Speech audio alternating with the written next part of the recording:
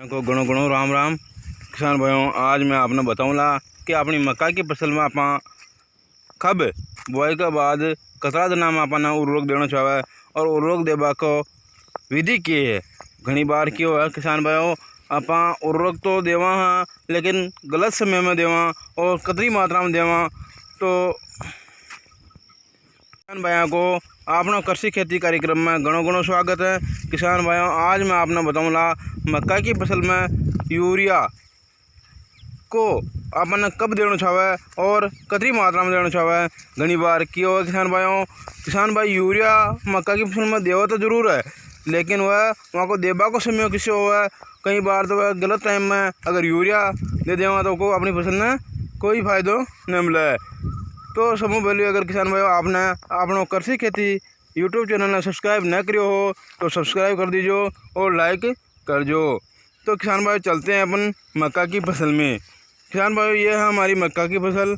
अब इसमें यूरिया देने का समय आ चुका है, क्योंकि इस फसल को बुआई का 1 महीना हो चुका है और जब हमारी फसल मक्का की फसल फूटने के समान, जब ये देख रहे हैं हम ये हमारा मक्का का पौधा फूटने के समान हो जाए, उस समय हमें यूरिया को बेसल डोज इस पौधे के चारों ओर जड़ों में ऐसे घुमा के देनी है किसान भाइयों। क्योंकि बहुत सारे किसान भाई क्या करते हैं, यूरिया को मक्का की फसल में सीधा ही छिड़काव कर देते हैं, जिससे यूरिया का प्रॉपर फ़ायदा पौधे को नहीं हो पाता है, बल्कि इससे हमारे खेत में खरपतवार और बढ़ जाएंगे, क्योंकि खरपतवारों को पोषक तत्व मिल जाएगा, जिस कारण वह हमारी खेत में अधिक मात्रा में पनपेंगे।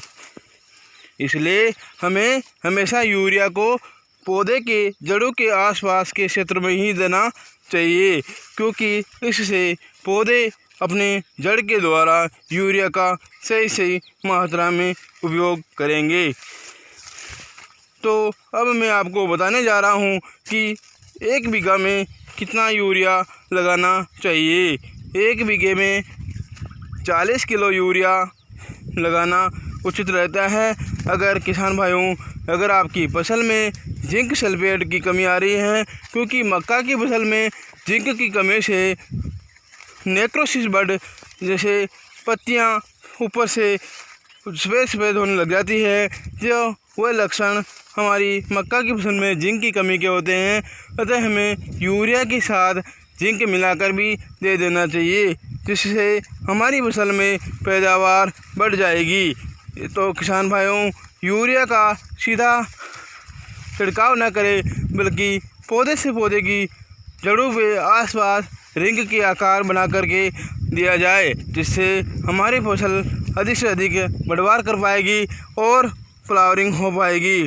दूसरी बात किसान भाइयों, जब हमारी फसल में पुष्प यानी कि माजरे आने लग जाए, उस समय हमें खाद को यूरिया खाद का एक और डोज देनी है, जिससे हमारी फसल में पोटों की संख्या बढ़ जाएगी।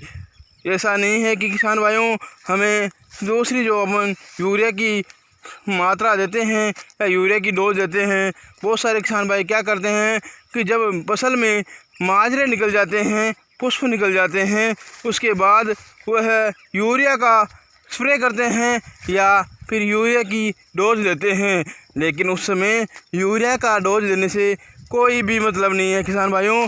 इसलिए हमें हमारी मक्का की फसल में सही समय पर अगर हम यूरिया का स्प्रे कर देंगे या यूरिया की डोज देंगे, तभी हमारी फसल में फ़ायदा हो पाएगा।